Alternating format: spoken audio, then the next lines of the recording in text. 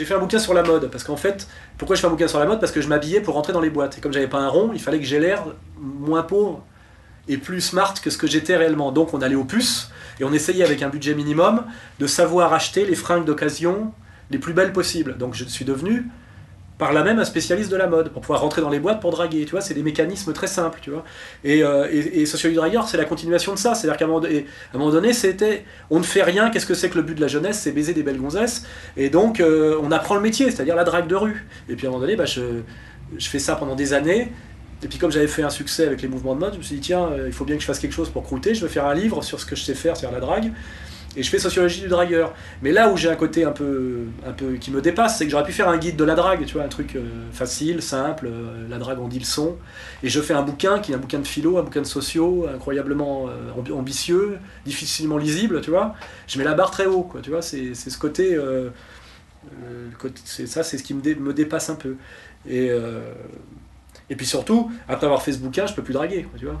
Mais d'ailleurs, là je dis ça, c'est pas un hasard, c'est que j'ai rencontré ma femme, et c'est le livre que j'ai fait pour bien lui montrer que j'ai arrêté le métier, quoi. Parce que Se vrai de la drague par la drague. c'est le cadeau, ça a été mon cadeau de mariage, ça a été ce livre, puisque dès lors que je suis officiellement spécialiste de la drague, un dragueur ne dit jamais qu'il est dragueur, il est tout sauf dragueur, tu vois.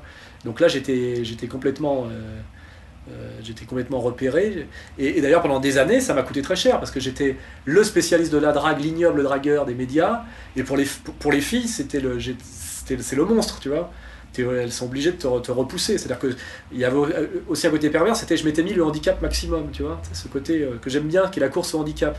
C'est-à-dire que quand les gens me disent, ouais, finalement, t'as pas réussi à percer dans le cinéma, j'ai dit, mais attends, que j'ai réussi moi à faire un long métrage, à aller prendre 1 milliard de centimes à un producteur avec mon CV, c'est déjà énorme, tu vois. Quand tu vois qu'il y a des mecs qui font que lécher des culs, aller à Cannes en stop pour essayer de faire un film et qui n'en font jamais. Moi, j'ai toutes les casseroles possibles et imaginables pour pas pouvoir faire de film, et j'ai quand même réussi à en faire un. Tu vois, donc il y a aussi ce jeu du handicap que j'aime bien, moi. C'est euh, toujours parler de cordes dans la maison du pendu. Tu sais. Je suis un peu calmé maintenant, mais je pense que c'est l'âge. Avec l'âge, la testostérone baisse un peu, et c'est ce qui m'a libéré de l'énergie pour l'écriture. C'est-à-dire que je me suis mis quand même à produire de façon beaucoup plus sérieuse. C'est-à-dire que là, en 5 ans, j'ai sorti 4 bouquins quand même. Et ça, c'est grâce au fait que j'ai moins dragué. Parce que je me suis marié, parce que j'ai un peu vieilli.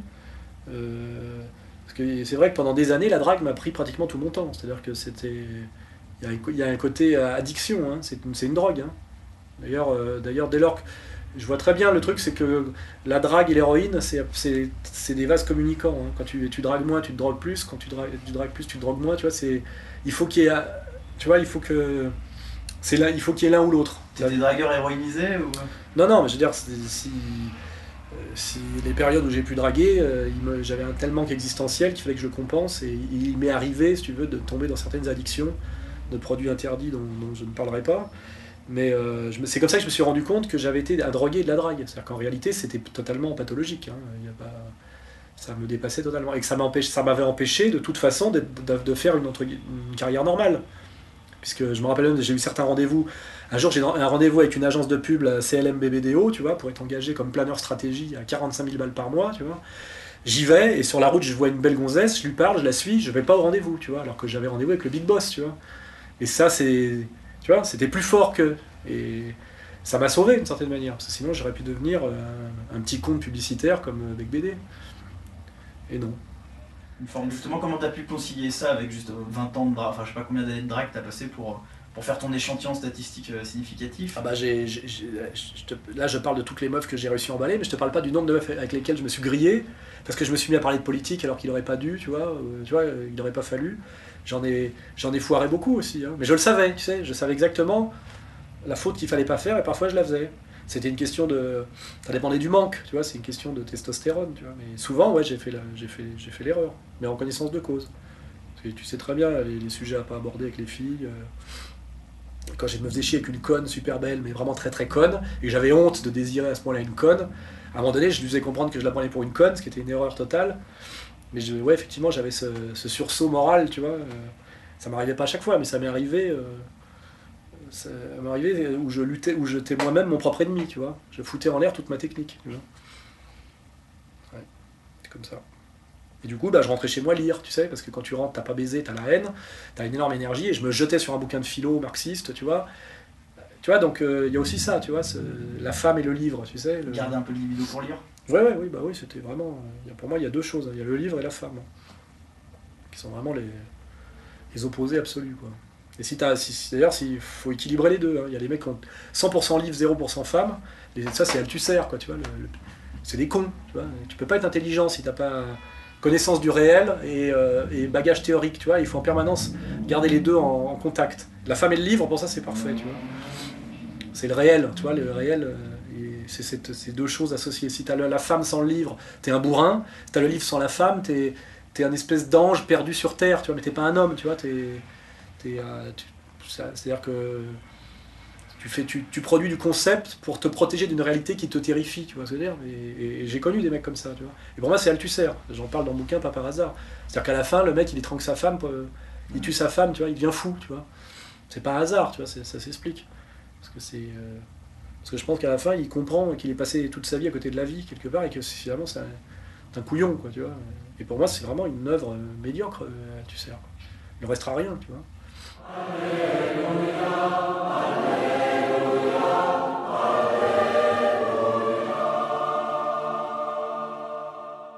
J'explique bien que le but de la drague, c'est de se préparer à rencontrer la femme qui est vraiment faite pour toi, pour laquelle tu es vraiment faite. C'est un long processus d'apprentissage, d'initiatique, comme dans les romans, enfin pas les romans d'ailleurs, les épopées, les chansons de gestes, tout ça. Et à la fin, bah, tu rencontres enfin la femme que tu cherchais, t'arrêtes de draguer, et le mariage d'église, c'est le symbole que enfin tu renoues avec la transcendance, tu vois, parce que la drague, c'est le rapport à la femme réduit à sa réalité mécanique, tu vois, c'est l'immanence absolue, tu vois, c'est que du bricolage, c'est que du hardware, là, tu vois, tu étais les mains dans le cambouis tout le temps. Et donc justement, c'est parfaitement logique. Tu passes de ce monde de matérialiste et mécanique complet qui est la femme comme appareil, enfin comme chose à contrôler, au mariage devant Dieu qui est à un moment donné, tu renoues avec le monde de l'âme, tu vois, donc c'est tout. Enfin, je veux dire, tout. Le vrai monde est comme ça, tu vois, je veux dire, c'est comme le cinéma de Buñuel, enfin, tu vois, alors on se dit, ouais, c'est paradoxal, c'est contradictoire, non, c'est la réalité est comme ça, tu vois, c'est. Il n'y a pas un moment où tu te dis ça arrivera jamais quand tu arrives à 550 par exemple. Ah bah justement, tu te dis j'y arriverai jamais, à un moment donné ça t'arrive, et tu dis donc j'ai la grâce. C'est ça que tu te dis. Tu te dis j'ai quand même la grâce, c'est-à-dire tu dis quelque part Dieu est avec moi même si tu crois pas, parce que de temps en temps il t'arrive un truc bien. Moi dans ma vie j'ai fait n'importe quoi, on a toujours dit que j'allais crever demain ou je terminerai clodo, et j'ai toujours le petit truc magique qui m'arrive au moment où d'ailleurs où je suis pratiquement au fond du trou, tu vois, qui fait que je m'en sors, et qui me dit j'ai un destin, j'ai la grâce, tu vois, ça te donne... si t'as pas le sentiment du destin, tu peux pas tenir, tu peux pas mettre la barre, c'est trop fatigant, tu vois, donc il faut que tu aies ce côté un peu mystique quelque part, tu vois, et tout le monde l'a ce côté-là, tu vois. Joseph Staline l'avait, enfin tu vois, Ho Chi Minh, enfin tu vois, tu peux être un matérialiste intégral et avoir cette petite dimension mystique, tu dois croire en ta bonne étoile, tu dois croire aux signes, tu dois croire aux symboles, tu remarqueras que les grands hommes politiques ont tous consultent des voyantes, tu vois, c'est pas un hasard, c'est que c'est tellement angoissant, réduire le monde à une combinaison de probables, tu vois, à une réalité, cette réalité pascalienne qui terrifiait Pascal lui-même, tu vois, le monde de la géométrie, tu vois, c'est pas possible, c'est trop, anthropologiquement, c'est pas supportable. Donc il faut que tu te dises, il y a un petit truc en plus, une petite étincelle. C'est-à-dire que parfois, je me dis, là j'ai fait un peu n'importe quoi, ça a forcément une cohérence qui me dépasse pour l'instant. Quand j'aurai plus de recul, je comprendrai pourquoi j'ai fait ça. Tu vois, je me dis ça, tu vois. Et un jour, il y a un mec qui m'a dit, un mec qui était intelligent, qui m'a dit, toi, quand on prend du recul avec toi, on se rend compte qu'on a l'impression que tu fais n'importe quoi, et quand on se recule, on voit que en fait, tu dessines un jardin à la française. Et je me dis, ce mec-là, il est vachement intelligent, il a compris un truc sur moi que j'avais pas compris, et il vient de me l'apprendre. Alors, je sais pas comment il a fait pour voir ça, tu vois, parce qu'il m'a dit ça il y a 15 ans, tu vois. Et je me répète cette phrase régulièrement. Je me dis, t'es en train de dessiner un jardin à la française, mais comme j'y suis, toi, tu sais, c'est le truc du recul, tu vois. Je n'ai pas le recul, mais je sais que quelqu'un l'a pour moi, tu vois, et de temps en temps je me dis, je comprendrai plus tard pourquoi j'ai fait cette... Par exemple le dérapage, je me dis, je comprendrai plus tard pourquoi j'ai fait ce dérapage, qui était tellement contre-productif au moment où je l'ai fait, tu vois. Je me dis, il va s'intégrer dans une logique. À un moment donné, ça sera dans une logique plus vaste, et ça deviendra un élément positif a posteriori, tu vois ce que je veux dire.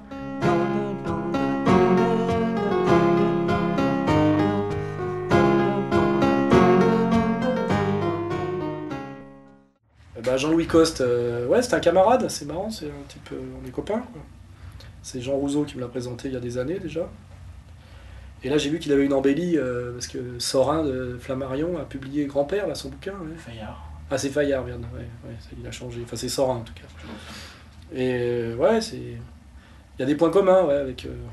sur le fond, en tout cas, avec moi, ouais. Ouais, c'est un type qui a l'air paradoxal, comme ça, mais qui dit avec l'air de ne pas être structuré conceptuellement, qui dit des choses assez fines. J'arrive d'ailleurs pas à savoir si il fait semblant d'être intelligent par accident ou s'il est super malin, tu vois. Mais je pense pas d'ailleurs mais il sort des trucs toujours très justes. Avec une espèce d'anarchie, tout se bouscule, mais il se trompe pratiquement jamais, quoi. Sur les hippies, sur les PD, sur les femmes, on est en phase. Hein. Et d'ailleurs, tous les gens, les gens de mon panthéon, de notre panthéon, c'est comme ça que ça se fait. Tu vois que sur les sujets clés, tu dis tiens, c'est toujours bon, quoi. Il y a pas de... Donc au-dessus de nous, comme dans un espèce de monde platonicien, il y a des idées, elles sont articulées d'une certaine manière, et les gens qui sont partis de la même famille, c'est ceux qui communient avec ces idées articulées de la même façon. C'est un peu ça, ouais. Ça crée des espèces de symboles. Et Coste fait partie de ma famille. Pas du tout formellement, hein, mais sur la manière d'articuler les choses. Il est même assez proche de moi, je pense. Plus proche peut-être même que Nab, tu vois, qui peut aussi faire partie un peu d'une famille. Dans le côté désespérado, là, de Coste, il est plus punk que moi encore, ouais, visuellement. Peut-être que politiquement, il l'est moins, d'ailleurs. Parce qu'il l'est tellement plus esthétiquement qu'à mon avis, ça le met moins en danger, à mon avis, politiquement. Ouais. Il est plus artiste. Ouais. Et j'aime bien, et qu'en ce moment on ose le sortir un peu, et que des gens comme vous, de votre génération, le découvrent. Je pense que vous ne le connaissez pas depuis très longtemps, je sais pas. 10 ans. Ah, 10 ans, oui, excusez-moi. Là. Enfin, c'est plutôt bon signe, parce que normalement, les cons du système auraient dû annoncer sa mort depuis longtemps, quoi. C'est un mec qui, normalement, c'est un crevard pour eux, il aurait dû disparaître. Or, il est là et bien là, et finalement, il va peut-être finir par devenir une valeur marchande. Il faudrait pas grand-chose pour qu'il devienne une vedette. Hein. C'est dangereux d'ailleurs. Je pense qu'il va faire tout pour que ça n'arrive pas. Je lui fais confiance. Hein. Bah, salut Coste. Et d'ailleurs, tiens, pour parler de Coste, il avait écrit un article génial dans Cancer, une revue de crétins, mais il y avait de temps en temps un truc pas mal. Et il avait écrit un texte sur le tournage d'Irréversible de Gaspard Noé, qui était d'une drôlerie inouïe. Et il s'était permis, et c'est le seul qui peut le faire, de se foutre de la gueule de Gaspard Noé comme petit mec normal, tu vois. C'est-à-dire que tu vois, Coste, c'est le Gaspard Noé de Gaspard Noé. Et quand tu as vu Seul contre tous, qui est quand même vraiment un film, tu vois, tu te dis, y a que Coste qui peut prendre Gaspard Noé pour le louche, tu vois ce que je veux dire. C'est assez drôle, c'est un truc c'est comme des poupées russes, tu vois. Donc, salut Coste, bonne chance à toi.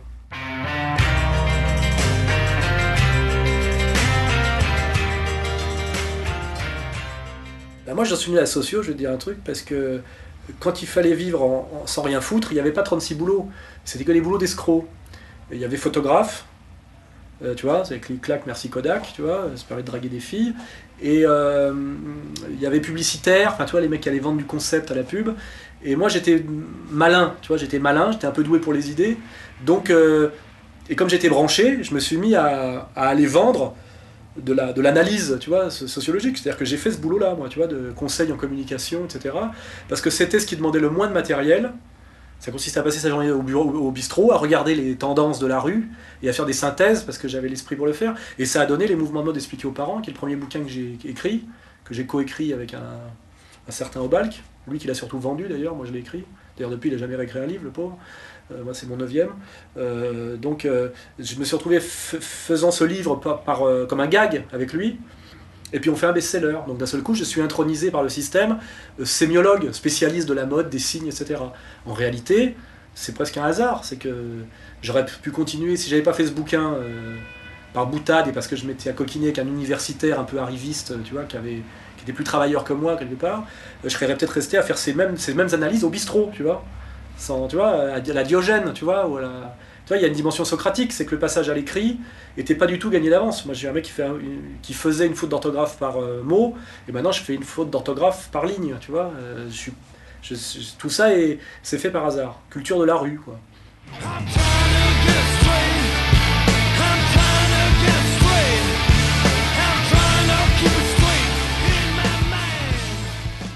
Ça peut paraître chiant, mais moi je pense que bon, c'est pas le moralisme, hein, mais la morale, oui, évidemment, l'éthique, enfin le sens de l'honneur, enfin je veux dire c'est les choses les plus rares et les plus belles qui existent.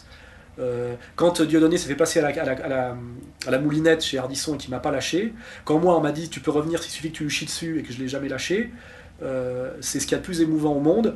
L'amour inconditionnel d'une femme pour celui qu'elle s'est choisi, qui peut donner aussi bien Eva Braun qu'Ariel Dombal, hein, c'est-à-dire c'est très émouvant de voir que même un con comme Bernard-Henri Lévy a une femme qui l'aime au-dessus de tout, tu vois, c'est très rassurant pour l'humanité, tu vois, c'est bien, c'est-à-dire que même lui, il a une femme qui pense que c'est le meilleur homme du monde, ben c'est bien, bravo, et il y a ça, et puis l'ami fidèle, tu sais, le mec qui ne te trahit pas et qui préfère mourir que de renier sa parole. C'est les deux, d'abord c'est les héros du cinéma, c'est pas pour rien, c'est les héros, c'est ça, hein, le héros du film, c'est celui qui meurt plutôt que de trahir, donc il n'y a pas de problème, c'est celui que tu rêves d'être quand tu as 5 ans, tu rêves pas d'être le félon, tu vois ce que je veux dire, donc finalement, je ne fais jamais qu'essayer d'accomplir mes rêves de gosse. Je vois que ça coûte beaucoup plus cher que ce que je croyais, que j'y arrive avec beaucoup de difficultés. C'est-à-dire qu'il y a des moments où l'honneur est sauf de justesse. C'est-à-dire que je chie dans mon froc, mais je mets un pantalon marron, tu vois, pour que ça se voit pas. Et puis je fais comme, tu vois, je garde la posture, tu vois, parce que il y a des moments où ça fait mal, tu vois.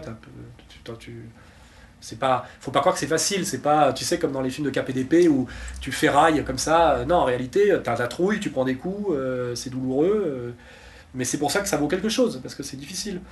Et ça, en valeur absolue, c'est ça qui compte. Voilà, moi, je gère un adversaire respectable même, tu vois. J'ai même pas de problème avec les mecs qui ont pas mes idées s'ils sont sur les mêmes valeurs, tu vois. Tout ce qui me dégoûte, c'est moi les mecs qui me mettent des tapes sur l'épaule en douce, qui me disent t'as raison, t'es le meilleur. Après avoir fait une émission où ils ont dit tout le contraire, tu vois, pour me dire ouais mais c'est le business, pour moi c'est la chose la plus abjecte, tu vois. Je préfère le con de bonne foi, tu vois, l'ennemi qui est contre moi, c'est-à-dire l'idiot utile, tu vois, le mec qui a pas compris qu'il se faisait manipuler. Mais il y a beaucoup en plus de types, des Lorenzaccio, quoi, les types qui te disent mais bien sûr que c'est toi qui as raison, mais je joue le jeu, tu vois, ça c'est abject. Et ces tapes là que j'ai eu sur l'épaule, j'en ai des bleus, je te dis comme Bernard Hinault ou Mont Ventoux, tu vois, depuis mon dérapage, tu vois. C'est ça, et ça c'est ce qu'il y a. Et les mecs croient en plus qui vont se faire respecter par toi quand ils te disent après t'avoir flingué à l'antenne. Je pourrais citer des noms, hein, des mecs qui me flinguent à l'antenne, après viennent me voir et me disent évidemment je suis d'accord avec toi, tu vois. Ça c'est les mecs, je vois pas quelle est leur vision du monde, tu vois. C'est ce qui fait qu'on a inventé Dieu et le ciel pour se dire qu'un jour ça sera mieux ailleurs, tellement à cause de cette maladie congénitale de l'humain, la vie est triste et moche, quoi. Hein. Bon, voilà. Quand on a dit ça, on a tout dit. Hein.